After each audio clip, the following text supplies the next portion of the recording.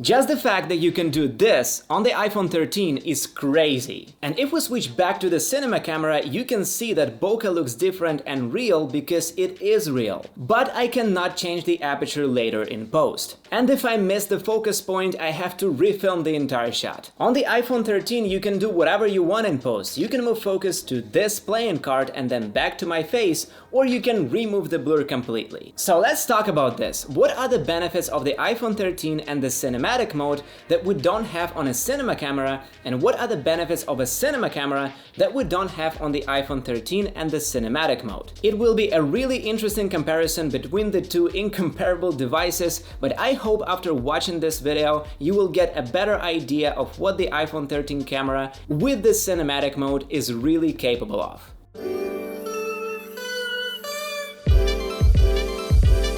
Hey, what's up? My name is Arthur Weiner and this is the Sony FX3 from the cinema line, and with the lens it will cost you about $5,299. It has all kinds of modes and settings. It records 10-bit color 422 with crazy 13 stops of dynamic range, and here we have the iPhone 13 that will cost you $799, and it has the cinematic mode. It's obvious that we're dealing with a different weight class and cannot objectively compare them side by side, but what makes this comparison interesting is that we're getting so terribly close to some top-of-the-line cameras, even cinema cameras, with this computational photography. When I started my career as a teenager, I would have been so damn happy if you told me that I could add bokeh to my videos using a smartphone. But this mode isn't perfect, and that's why we need to compare, so you get a clear idea of what this camera is capable of, what can you use it for, and is it really worth it? So let's begin.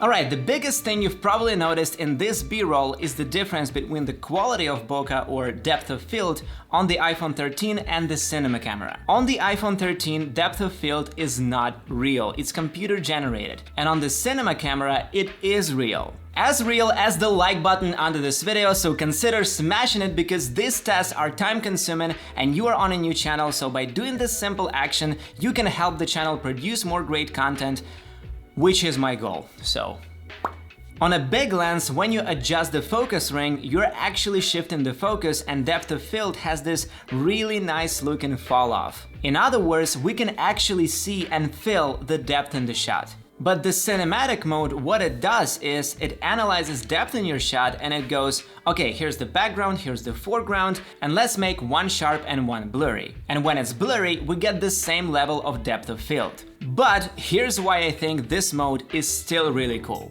Like I said, when I couldn't afford a more professional camera, I would have been so happy if I could get this effect on an iPhone because firstly, it really makes your footage look more professional. You can call it a stylistic choice. And secondly, even though it's not perfect, it gives you the power of telling your visual stories better, because that's why we need the shallow depth of field. We need to focus the viewer's attention. We need to show what is important in the frame and what is not, so it's a very powerful tool for filmmakers. Therefore, there is no reason to heavily complain about the quality of this mode today, and on the surface level, this mode is doing its job. But on a deeper level, let's deep dive into this mode. See, the iPhone 13 cinematic mode is far from being perfect on the technical side. We can only shoot in 1080p and only at 30 frames per second. No flexibility here. And there's just one way to adjust exposure. No ISO adjustments, no shutter speed, no white balance, no nothing. Just the exposure adjustment and the aperture adjustment. But what gives this mode a huge advantage is the ability to control focus after the fact.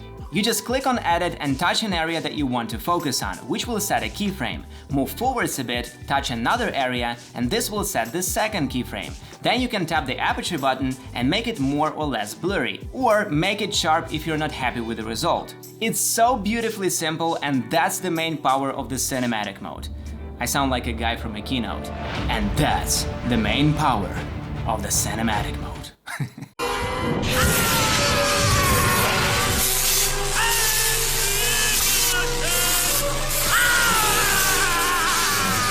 These adjustments are available only in the Photo Gallery app, but soon it's gonna be coming to QuickTime on desktop as well. While we were editing this video, Apple released the new macOS update, which includes the Pro Video Formats package and also the Final Cut Pro update. Now you can edit videos recorded on iPhone 13 in cinematic mode. So just keep that in mind and let's get back to the video.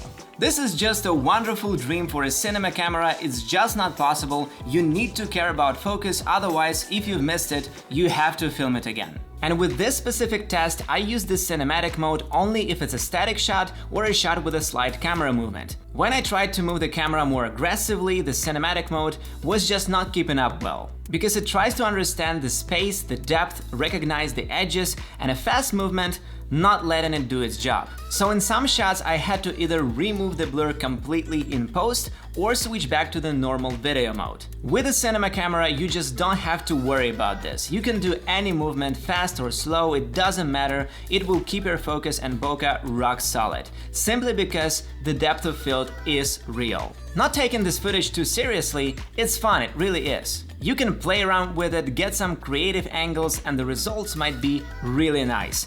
I have to say, I'm impressed with some results. And in some cases, I might even go with the look from the iPhone rather than the cinema camera. But other times the mode gets confused, blurring out some parts of the image that should be in focus. Cinematic mode just doesn't know what to do with it, what the object is and where to look. But when you have a human face in the shot, the camera does a great job of tracking the face, I would say sometimes even better than the face tracker in the Sony cinema camera. And if you have two characters in the scene and one looks away, the camera will organically switch focus to another character.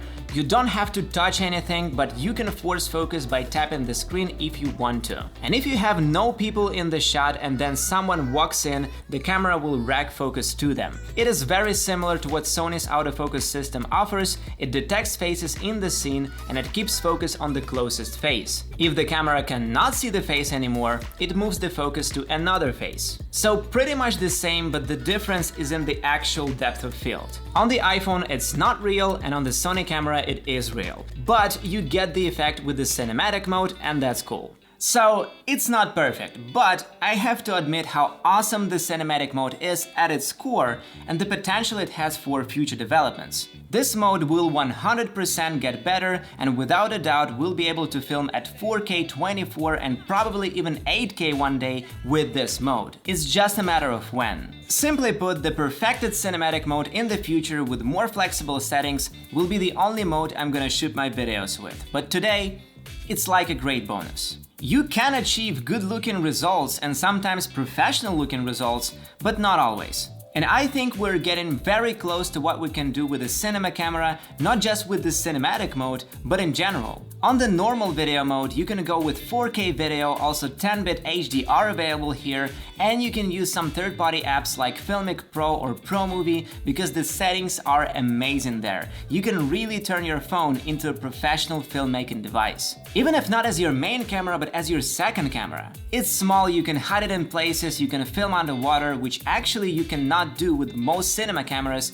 without a special cover. So in general, the camera capabilities are awesome, and even professional filmmakers can start using it in their production. And looking at these two cameras side by side without scaling up, it's very impressive. The dynamic range is great on the iPhone, you can see the details in the shadows, the highlights, and just look at the leaves. I guess most people won't even notice the difference between the two. Of course, when scaled up, we start seeing the difference. The image from the cinema camera is more detailed, the colors are better, but it's not a dramatic difference. Again, we're comparing two incomparable devices, and just the fact that you're watching this video already tells how far the iPhone's camera has gone. And if you upgrade to one of the Pro models, you will get even more features like macro, which is really awesome, also 3x telephoto lens, and the ability to shoot in ProRes. If you want me to test the Pro model specifically, let me know in the comments. But going back to the cinematic mode in 2021 or the upcoming 2022,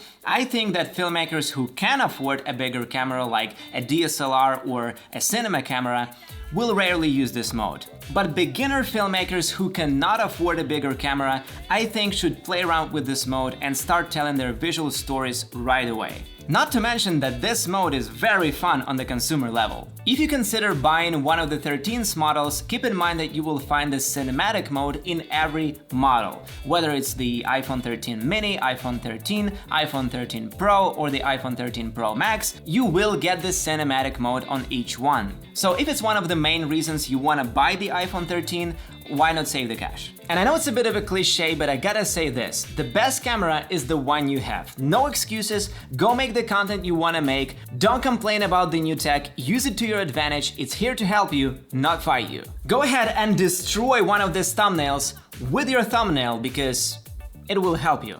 You will learn more stuff, you know, it's a good thing, so click on it, just